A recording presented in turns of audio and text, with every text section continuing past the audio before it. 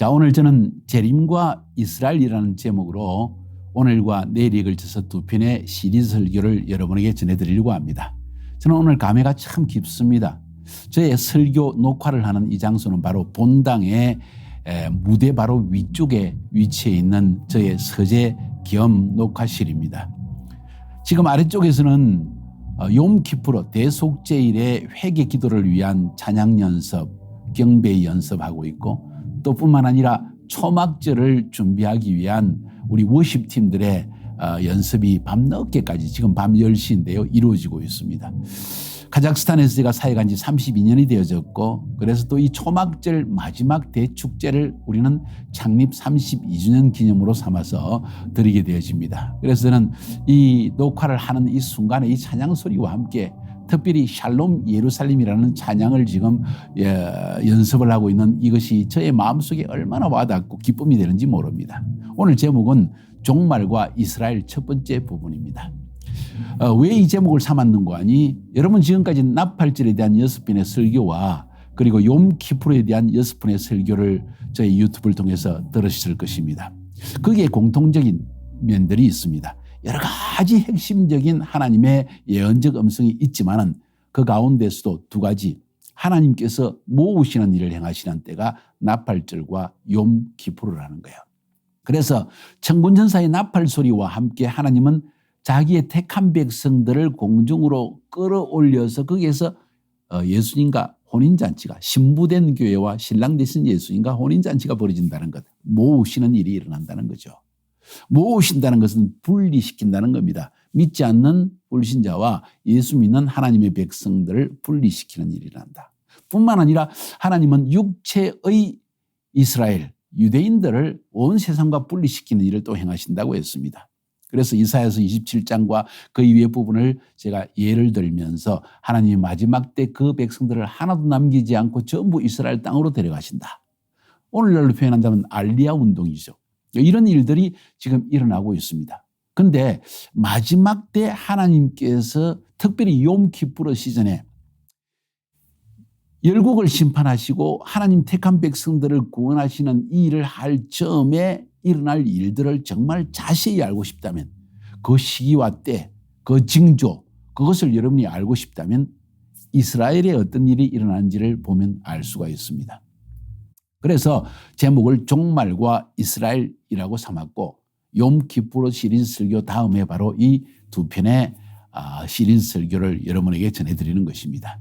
오늘 첫 번째 부분은 에스겔서를 통해서 말씀 전해드리려고 하고 내일은 스가랴서 12장부터 14장까지를 통해서 구체적인 이스라엘의 위치 그리고 이스라엘에 일어날 일들을 종말에 일어날 일들을 여러분에게 전달해 드리려고 합니다. 먼저 오늘 에스겔서 36장부터 48장까지 매우 긴 내용입니다. 여러분이 에스겔서를 읽으실 때 특별히 36장부터 시작해서 48장까지는 하나의 큰 주제라는 것을 여러분이 알 수 있을 것입니다. 종말의 이스라엘이라는 제목이라고 여러분에게 말씀드릴 수가 있습니다. 특별히 36장 24절부터 28절까지 읽어보면 하나님께서 이런 약속을 하십니다. 이스라엘의 회복에 대한 약속입니다. 세상의 마지막 때 메시아가 재림하실 그 즈음에 하나님이 자기 백성에게 약속하신 그 약속을 성취시키기 위해서 흩어진 디아스포라로 흩어진 이스라엘 백성들을 모아서 회복시킨다는 약속을 하고 있다는 것입니다. 36장은 그것부터 시작합니다. 마지막 부분입니다. 제가 읽습니다. 내가 너희를 여러 나라 가운데서 인도하여 내고 여러 민족 가운데서 모아 데리고 고국 땅에 들어가서 맑은 물을 너희에게 뿌려서 너희로 정결하게 하되 곧 너희 모든 더러운 것에서와 모든 우상 숭배에서 너희를 정결하게 할 것이며 또 새 영을 너희 속에 두고 새 마음을 너희에게 주되 너희 육신에서 굳은 마음을 제거하고 부드러운 마음을 줄 것이며 또 내 영을 너희 속에 두어 너희로 내 율례를 행하게 하리니 너희가 내 규례를 지켜 행할지라. 내가 너희 조상들에게 준 땅에서 너희가 거주하면서 내 백성이 되고 나는 너희 하나님이 되리라. 마치 시내산에서 하나님께서 시내산 언약을 체결하고 이스라엘 백성들을 이제는 너희는 내 백성이고 나는 너희 하나님이 되겠다고 한 그 언약이 성취되는 순간이라는 거예요.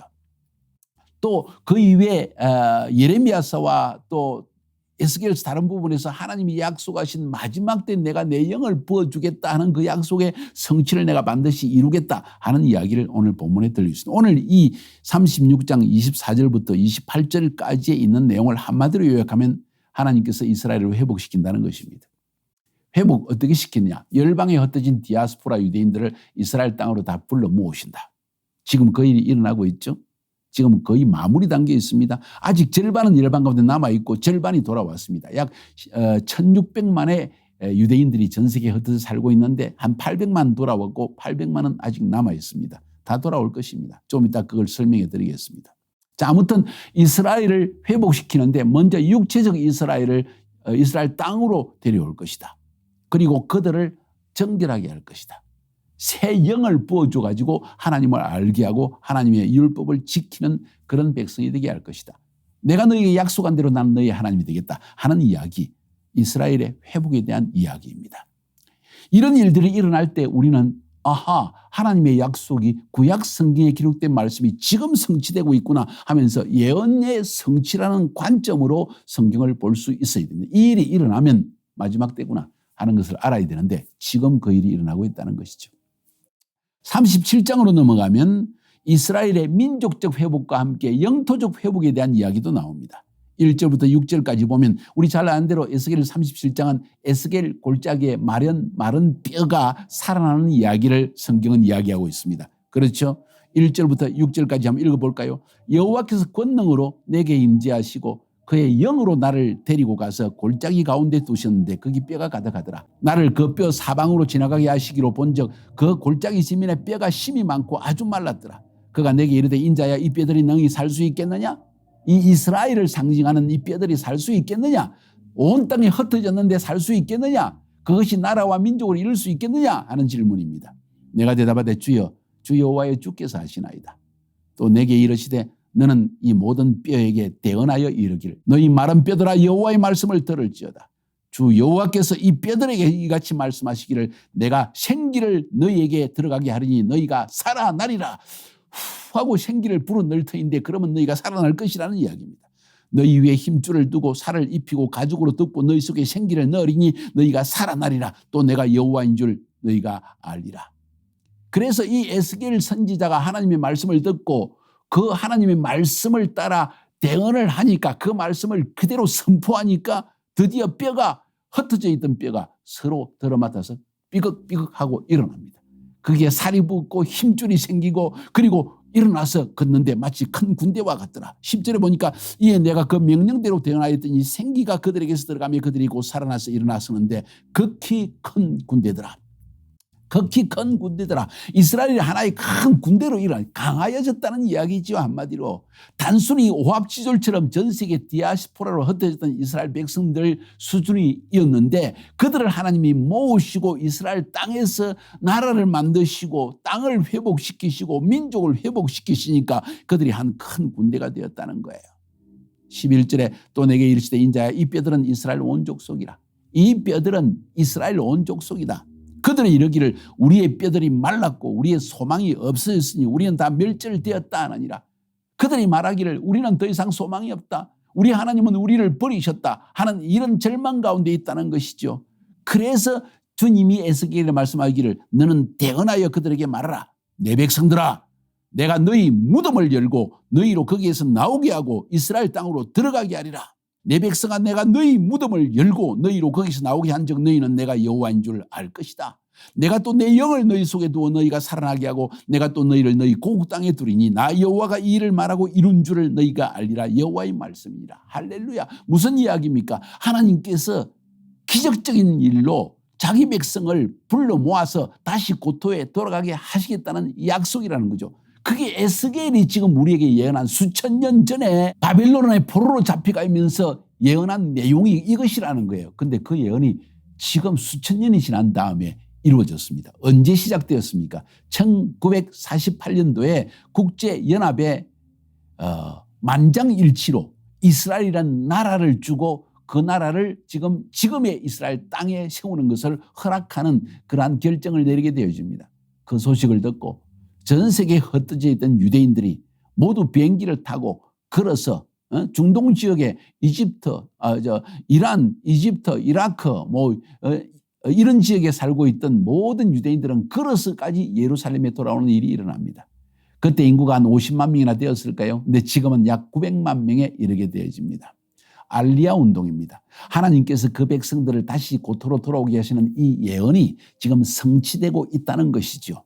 제가 말씀드린 건 무엇인고 하니 이것이 납발절 시즌에 일어나는 것이고 욤키푸르 시즌 직전에 일어날 일들인데 그 일이 지금 수천 년 전에 예언한 그 이야기가 지금 이루어지고 있고 납발절에 대한 이 절기의 말씀을 지키라고 말씀하신 것이 시내산에서 하나님이 주신 말씀인데 수천 년 전에 한 이야기가 지금 그것이 예언이라는 것이 분명히 드러나고 있다는 사실이죠. 특별히 16절 17절에 보면 하나님께서 이렇게 말씀하십니다. 막대기를 하나 가져다가 그 위에 유다와 그짝 이스라엘 자손이라 쓰고 다른 막대기 하나를 가지고 에브라임의 막대기 곧 요셉과 그짝 이스라엘 온 족속이라 쓰고 이 막대기가 서로 합하여 하나가 되게 하라. 내 손에서 둘이 하나가 되리라. 무슨 이야기입니까? 이스라엘 12지파는 솔로몬 이후에 북이스라엘과 남유다로 갈라졌습니다. 남유다의 2지파, 북이스라엘의 10지파가 헤어져서 마치 원수처럼 지나다가 두 나라 다 하나님의 명령을 어김으로 말미암아 아수리아와 바벨론에 포로로 잡히게 되어집니다. 그 이후로 이스라엘은 두 나라가 완전히 갈라져서 원수로 되어져서 마치 서로가 서로를 미워하는 민족이 되어져서 이제는 온 땅이 흩어져서 하나가 되는 것은 도저히 상상할 수 없는 일이었는데 하나님이 1948년 이스라엘이라는 나라를 형성하셨을 때 전 세계에 흩어졌던 이 12지파의 모든 지파 유대인들이 다시 돌아와서 하나가 되는 역사가 지금 일어났고 이 말씀에 이 예언이 에스겔서 37장 16절 17절의 예언이 지금 성취되었다는 사실을 여러분은 알 필요가 있습니다. 자, 그러니까 에스겔서 36장과 37장의 이야기는 소망 없는 이스라엘, 디아스포라로 전 세계에 흩어져서 마치 숨어 살고 있던 유대인들이 함께 모여서 이스라엘 땅에 돌아와 이스라엘이라는 나라를 형성하게 되어서 회복되어진 민족적 회복, 영토적 회복, 주권적 회복이 이루어진 것을 성경은 예언했고 또 그것이 실제로 지금 이루어졌다는 것입니다. 이것이 종말에 나타날 이스라엘에 대한 예언의 성취입니다. 우리는 이것을 보고도 벌써 이제 욤키푸르 시즌, 예수님이 공중 재림하시고 또 지상 재림하실 시즌이 가까웠다는 사실을 우리는 알게 되어집니다. 이해가 되어집니까? 매우 중요한 이야기입니다. 이게 36장 37장인데 이제 38장 39장에 넘어가면 전쟁의 이야기가 나옵니다. 소위 우리가 잘 알고 있는 곡과 마곡의 전쟁입니다. 곡과 마곡의 전쟁의 의미는 뭘까요? 두 가지입니다. 한 가지는 하나님의 백성을 전쟁을 통해서 두려움 속에 하나님께 매어 달려서 회개하기 위한 하나님의 목적이 있고 두 번째는 이스라엘을 대적하는 열방을 하나님이 심판하시는 열방에 대한 심판의 의미가 있습니다. 그것이 곡과 마곡의 전쟁의 의미입니다. 이스라엘을 회개케 하는 하나님 그리고 열방을 심판하시는 하나님.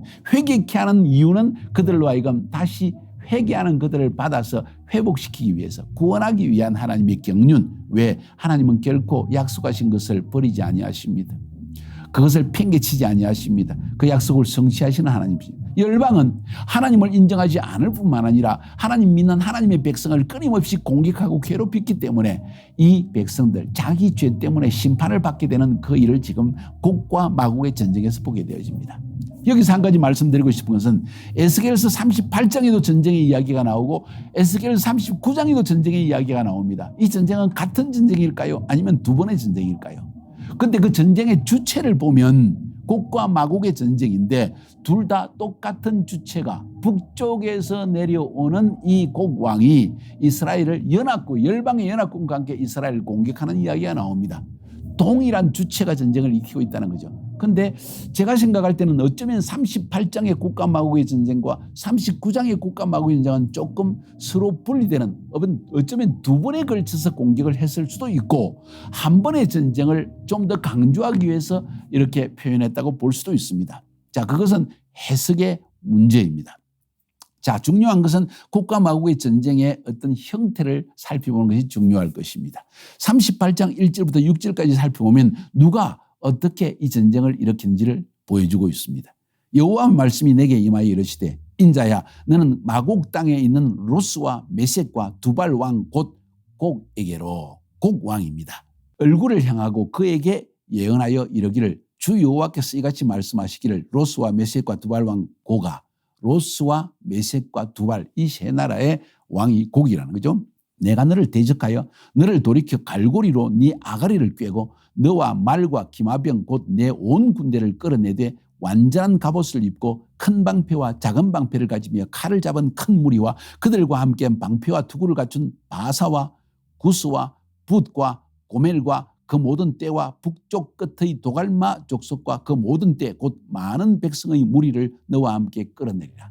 하나님께서 지금 심판을 위해서 열국의 연합군을 끌어내어서 이스라엘을 침공케 했다는 것입니다. 그런데 그 열국의 연합군의 주체는 누구냐 하면 북쪽에 있는 나라라는 거예요. 북쪽에 있는 나라는 누굽니까? 곡왕입니다. 곡왕이 다스리는 지역은 로스와 메섹과 두발이라고 했습니다. 로스와 메섹과 두발은 어느 지역일까요?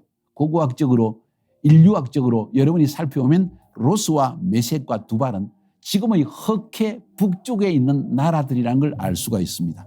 묘하게도 이런 이야기 하고 싶지 않지만은 바로 2년 전에 러시아의 푸틴 왕이 이야기하기를 벨라루시아와 그리고 우크라이나와 그리고 러시아는 한 민족인 고대 민족 로스의 후손이다. 그러므로 우리는 하나가 되어야 한다 하는 이야기를 한 적이 있습니다. 그의 박사 논문 속에 들어있는 이야기입니다. 신기하지 않습니까?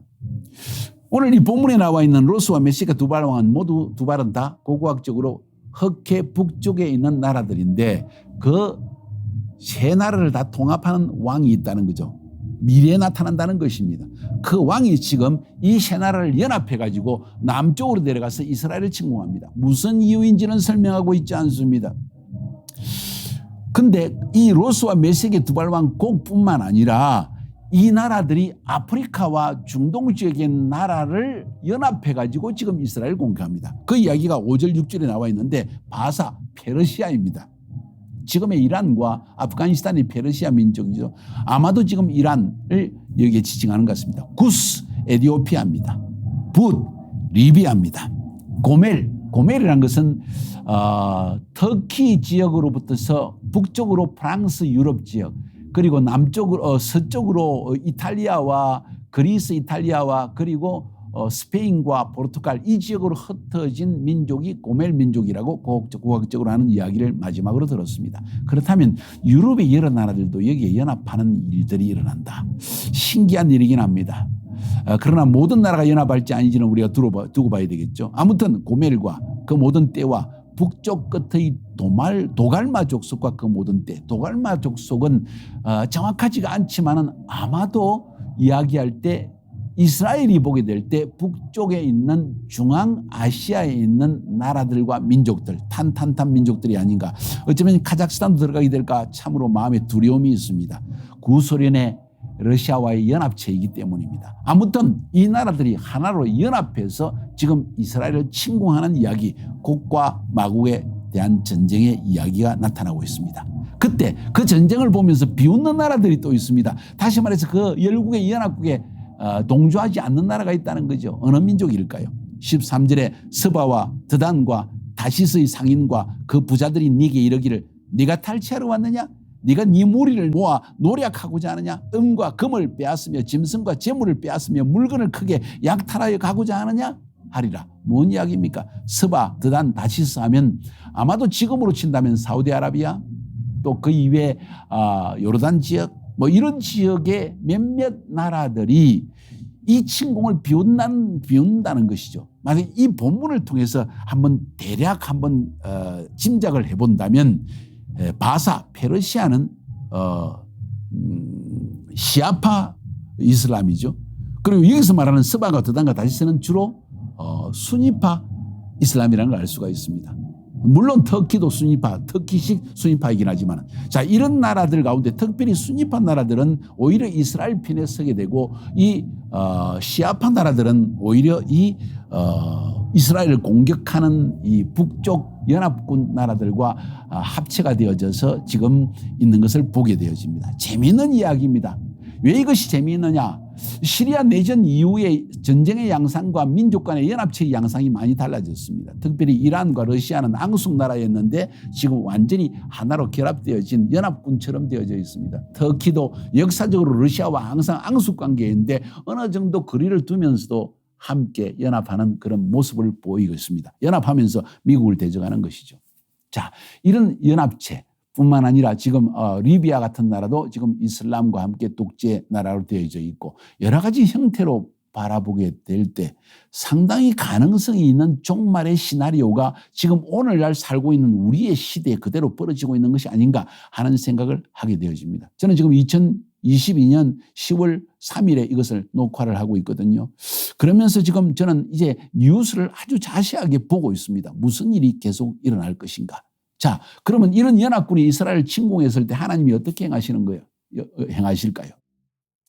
앞에서 본 것처럼 하나님께서 이스라엘에 새 영을 부어주시고 그들에게 회개의 영을 부어주십니다. 나중에 내일 여러분이 보면 스가랴서 12장 뒷부분에서 하나님이 그들에게 회개의 영을 부어주시고 애통하는 영을 부어주신다. 그래서 메시아 예수를 영접하는 그런 일이 일어나게 되어집니다. 자, 그와 동시에 하나님은 이스라엘을 용서해 주시고 회복해 주시고 씻어 주시고 그 대신 이 이스라엘을 공격하는 열국 바로 딱 그 시점에 욤키푸르 시즌에 금식의 시즌에 열국은 침공을 했고 그리고 열국은 하나님의 심판을 받게 된다는 이야기입니다. 어떻게 심판받는지 이야기가 18절부터 23절까지 기록되어 있는데 다 읽지는 않겠습니다. 19절에 보니까 큰 지진을 하나님이 일으킨다고 했습니다.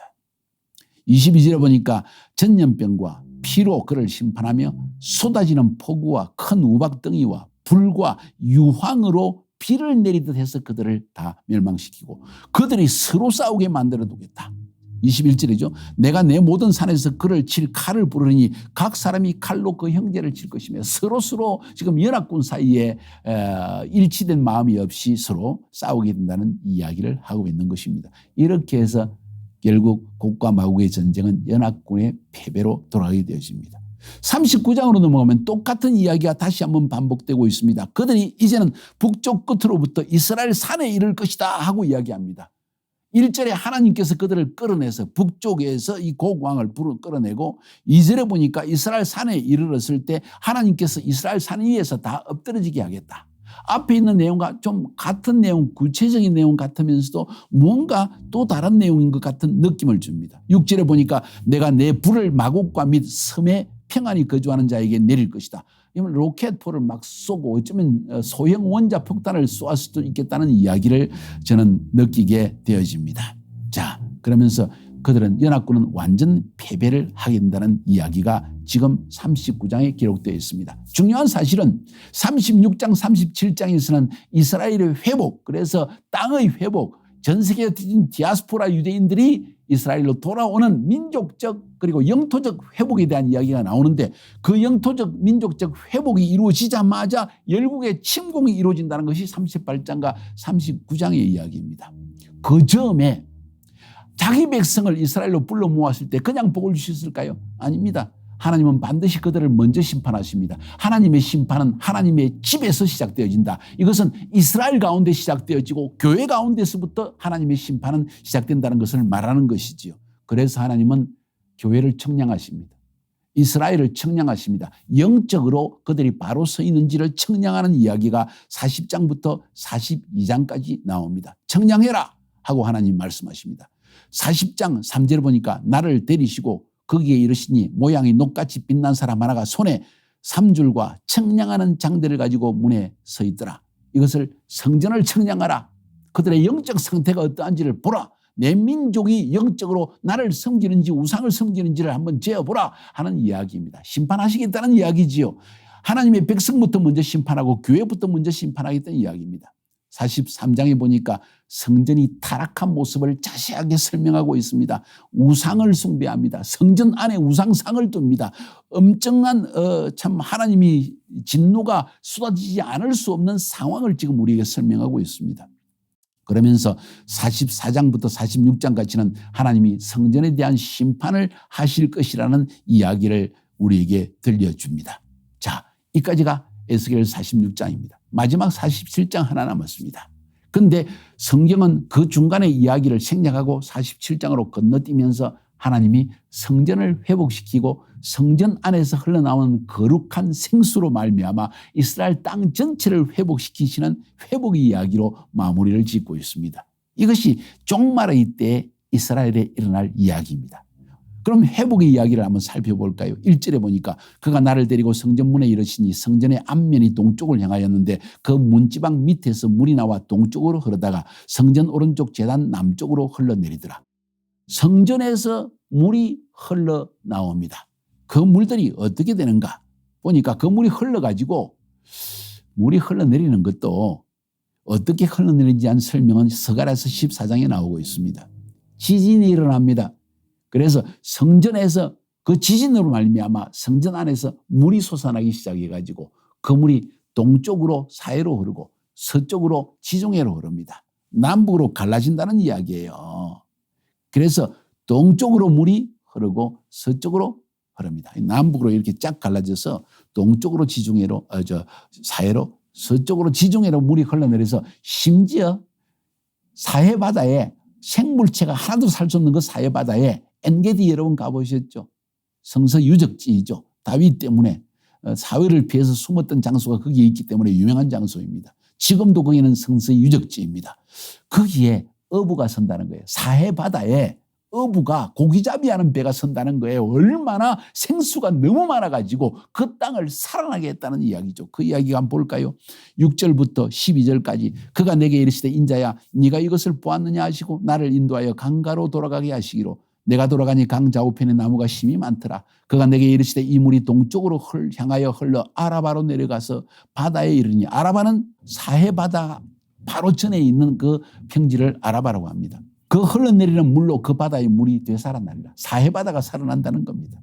이 강물이 이르는 곳마다 번성하는 모든 생물이 살고 또 고기가 심이 많으니 이 물이 흘러 들어가므로 바닷물이 되살아나겠고 이 강이 이르는 각처에 모든 것이 살 것이며 또 이 강가에 어부가 설 것이니 엔게디에서부터 에네글라임까지 그물 치는 곳이 될 것이라. 그 고기가 각기 종류를 따라 큰 바다의 고기같이 심이 많으려니와 그 진풀과 개풀은 되살아나지 못하고 소금 땅이 될 것이며 강 좌우 가에는 각종 먹을 과실나무가 자라서 그 잎이 시들지 아니하며 열매가 끊이지 아니하고 달마다 새 열매를 맺으리니 그 물이 성소를 통하여 나옴이라. 성소를 통해서 생수가 나왔기 때문에 그 열매는 먹을 만하고 그 잎사귀는 약절애가 되더라. 무슨 이야기입니까? 마지막 때 하나님께서 이스라엘을 회복시키고 전 세계에 흩어진 이스라엘 백성들을 고토로 불러 모으고 열방이 침공해 왔을 때 지진을 일으켜가지고 그들을 침몰시키고 지진 때문에 성전에서 생물이 흘러나서 그것이 동쪽 사해바다에 흘러가서 사해가 죽은 바다가 살아있는 바다가 되어서 물고기가 너무 많아서 어부 고기 잡는 자가 생기게 될 것이고 서쪽으로 지중해까지 물이 흘러갈 것이다. 이게 지금 이스라엘의 회복에 대한 이야기입니다. 여러분 지금 마지막 부분 에스겔에서 47장에서 말하고 있는 성전에서 물이 나오고 그리고 사해바다에 물이 흘러가서 고기잡이가 서게 된다는 그 이야기까지는 아직 성취되지 않았습니다. 그런데 그 이전의 이야기 지금 어디까지 성취되어졌습니까? 첫 부분이 성취되었습니다. 첫 부분이 뭡니까? 온 세계에 흩어진 디아스포라 유대인들을 하나님이 알리야 운동을 해서 불러 모으시는 일. 1948년 이스라엘이 독립한 그때로부터 전 세계에 흩어진 유대인을 불러 모으시는 일. 하나님이 큰 나팔 소리로 그를 불러 모으신 일. 지금 그게 성취되어지고 있다는 것이죠. 그 다음에 열국이 침공할 것입니다. 언제 침공할지 알지 못합니다. 지금 러시아 지역에 일어나는 일들을 바라볼 때 상당히 가능성이 있는 모습을 보게 되어집니다. 아직 성취되지 않았습니다. 성취될 것입니다. 세 번째, 성전에서 물이 흘러나서 그리고 사해바다에 어부가 서게 되는 이런 일이 또 일어날 것입니다. 아직 일어나지 않았습니다. 이것을 통해서 볼 때 어쩌면 그때쯤 해서 제3성전도 세워지지 않겠는가 하는 생각도 한번 유추해 볼 수가 있습니다. 사랑하는 여러분, 제가 오늘 이야기를 한 것을 여러분이 들으면서 여러분은 오늘 성경을 읽으면서 여러분은 뭘 느끼십니까? 우리는 성경을 통해서 역사를 배워야 하며 성경의 예언을 통해서 미래에 일어날 일들을 우리는 예견할 수 있어야만 할 것입니다. 이게 바로 성경적 세계관을 가진 그리스도인들의 삶의 모습입니다. 다시 말해서 종말에 이스라엘에 일어날 일들을 우리가 주의 깊게 살펴봄으로 말미암아 우리 자신을 준비해서 메시아인 예수님께서 공중재림하실 때 휴거할 수 있는 마음의 준비를 할 수 있는 자가 되지 않겠습니까? 그때까지 해야 될 일이 뭘까요? 나팔절의 시즌에 해야 될 가장 중요한 일이 뭘까요? 욤키프르가 오기 전에 해야 될 일이 뭘까요? 복음을 증거하는 일입니다. 마지막 복음 증거의 기회를 하나님 우리에게 남겨놓으셨습니다. 여러분과 저의 일입니다. 지금 잘 먹고 잘 사느냐, 아파트를 하나 사느냐, 어떻게 하면 시집가고 장가가느냐, 지금 그 일을 생각할 때가 아니라는 거죠. 바로 그때 주님이 말씀하시기를 그때 사람들은 장사하고 시집가고 장가가고 그 일에 정신이 팔려서 주님 오시는 그 시즌에 대한 나팔 소리를 듣고도 정신을 차리지 못할 것이다. 여러분은 기름 가진 5 지혜로운 처녀입니까? 아니면 기름을 준비하지 않은 어리석은 5 처녀입니까? 우리는 누가 되어야 할까요? 지금 그것이 바로 이 종말과 이스라엘에 대해서 여러분에게 설교하는 중요한 이유입니다. 조금 흥분했지만은 그러나 좀 라이브한 것을 위해서 이렇게 말씀을 전한 것을 여러분이 이해해 주시고 오늘 본문의 말씀을 들으면서 오늘 여러분이 성경을 에스겔서 36장부터 48장까지 읽어보시고 그 안에서 하나님의 음성을 들을 수 있기를 바랍니다. 승리하시기를 주의 이름으로 축복합니다.